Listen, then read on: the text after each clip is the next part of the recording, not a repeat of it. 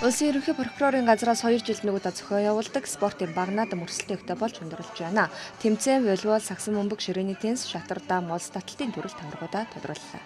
Прокурорын байгууллагын нийт албан хаагчдын бие барилтыг чиглүүлэх, эрүүл мэндийг дахин хамгаалах, чөлөө цагийг зөв болгох хүмүүс зорилгоор энэ 2 жил тутам прокурорын байгууллагын спортын их наадам зохион байгуулдаг.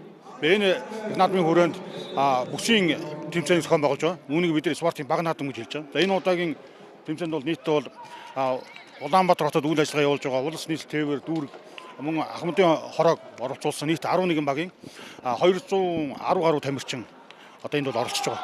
Наадмын хүрээнд бол нийтдээ бол спортын 8 төрлөөр бол үзэж байна. Тэмцээнд спортын мастер, спортын дид мастер цолтой олон тамирчид оролцсон нь тамирчдын дунд гарах өрсөлдөөнийг улам нэмэгдүүлж өгсөн юм а. 3 үеийн төлөөлөл оролцож байгаа энэхүү тэмцээний их наадам удахгүй болно. Прокурорын дунд спортын наадам явуулж байгаад би маш их баяртай. Тэгээ энэ жил анх удаа Говьалтай аймгаас одоо Ахмад прокурорын холбоонд тоглохоор одоо Говьалтайгаас зорж ирээд тоглож байгаа нэг сайхан байна. Энэ бол урд жилүүдийнхийг бодвол бас шинэ залууныханд бол бас маш өргөн цар хүрээтэй тэмцээн болж байна.